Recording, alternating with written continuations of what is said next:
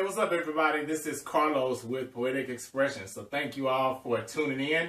And we're going to go ahead and jump right into it. Teyana Taylor, her new CD, K.T.S.E, which stands for Keep That Same Energy, finally dropped today after a full day's delay yesterday when it was supposed to drop. Now, this rounds out 5 CDs for the good music and their summer releases that they had coming out. So it was back-to-back every week. You had Peauxetic came first, then Kanye West album, and then the Kanye West Kid duets album, then Nas last week, and now Teyana Taylor.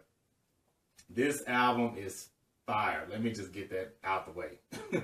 For those people who have doubted Teyana Taylor, which she's been quoted as saying that that's part of the reason behind this album title, anyone who maybe has talked bad about her, hated on her in the past, she's basically saying keep that same energy. If you've been rocking with her since day one, keep that same energy. So I really love the concept and the title for this album. And I would say you can say what you want about Kanye West. I personally have chosen not to support any direct music he has, meaning his own CD. I just can't do it. I can't buy it. I have listened to the CD a couple times, but I did go out and purchase the Nas last week, and I got the Teyana Taylor CD today. So he's had his hands in all of those projects, and really it's come out to be some great music. Music. For those who may have not followed Teyana Taylor's career that much, she really took off when she appeared in Kanye West's music video, right after she had her baby. And she looked like she had never even had a baby. And matter of fact, she looked better after the baby than she did before. So that really just catapulted her career. From there, she got these deals with Reebok, and then she has a reality show with her husband, and then now this CD's coming out. And this is only her second album. Her debut album is called 7, which I have that. If you've not heard it, make sure you check that out. That's a really solid album. I was even listening to some of those songs yesterday, just gearing up for the release today.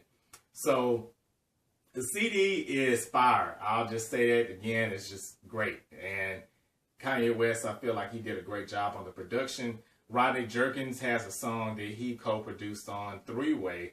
And the CD is really honest. It's raw. I mean, the album cover is hot. I mean, she's laying on what looks like a bed that you would maybe see from the late 80s, early 90s.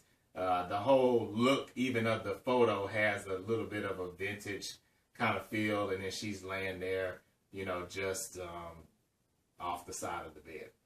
And the album really, to me, it kind of gives you a little bit of that Janet Jackson Velvet Rope feel. Not so much in the fact of the songs that it has, even though some of the songs like 3-Way that I mentioned earlier, which, by the way, is a song, it sounds exactly how it should be, where she's talking about having a threesome, and she's detailing it, basically saying she'll do anything to keep her man satisfied. And Ty Dolla $ign also features as the guy who is, you know, going back and forth with her on the song. But it has that same kind of dark sexiness that Velvet Rope has, and it really, to be honest, haven't heard an R&B album quite like this since that time, since Velvet Rope, that is, I would say, matched that same energy, so to speak. And one thing that was a tad bit disappointing, but it also was a testament to her artistry, was there was a track listing that was published before the album actually came out. And it featured some guest appearances from Missy Elliott, Lil' Kim, Janet Jackson, and even Lauryn Hill. So I was a little shocked that when I listened to the CD, I didn't hear any of those songs. I'm not sure if they were scrapped or if maybe that was a rumor. I can't imagine anyone wanting to take off those particular songs. But apparently, they must have had such a hard time picking the final tracks that there's an extra one on there. So for those who have been following this good music movement of new releases every week, new CDs with different artists, each of them have been 7-song CDs, including Kanye West's own CD. But this one is the only one that actually has 8 tracks. So I'm guessing that the song WTP that closes out the album, it was the last one that was selected, because the previous track is Never Would Have Made It. It's a little bit of a reworking of the Marvin Sapp song Never Would Have Made It. I'm sure a lot of you have heard that. But she kind of changes up the beat a little bit, kind of has a tad bit different melody, a little bit more up-tempo. I felt like she did a great job on it. Her voice is really underrated to me. She has this very smoky, kind of sexy, sultry voice, and I just love it. I've always been a fan of her music ever since her first album.